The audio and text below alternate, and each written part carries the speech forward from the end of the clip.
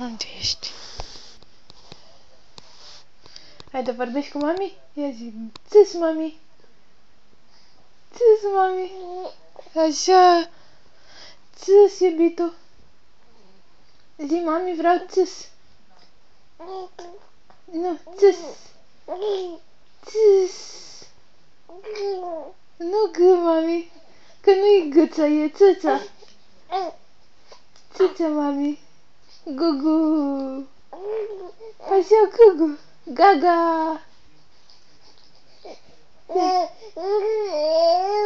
Da, mami, iubita mea. Gugu-guc. Da. Vrei să zici gugu-știuc? Gugu-guc? Ia, stai să te șteargă mami puțin la botic.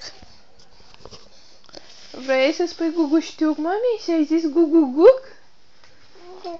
Gugu-guc? Da, iubita mea.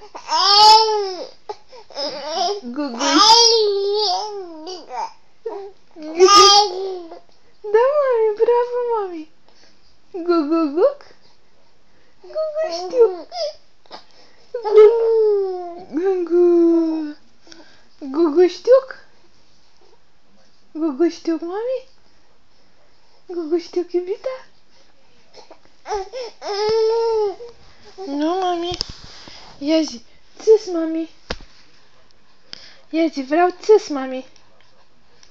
Țâs. Așa, mami, bravo. Da, mami, iubita de mama. Dă mânuța la mami, așa. Unde-i? Ghiuc. Ia zi, tati. Tati. Da, mami. Ei, tu nasule. Tati.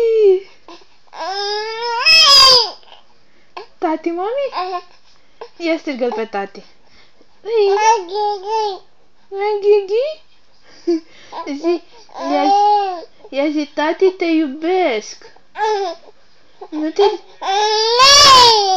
Nu te ridica că tu ești micuț, mami, nu poți să te ridici. Ei, te super pe mami că zice că ești micuț? Te super pe mami că zice că ești micuț? Da? Tu ești băiat mare, mami, da, iubita. Iubita lui mama mică. Gata. Gata, mami.